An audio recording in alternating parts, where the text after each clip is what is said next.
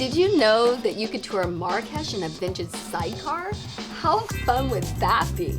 Well, the Moroccan sidecar cocktail is a delightful twist on the traditional sidecar that is sure to be a tasty adventure. So let's go. We're going to start with 1.5 ounces of cognac.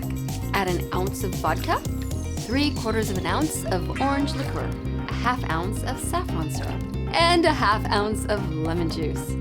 Add ice and shake until it's chilled.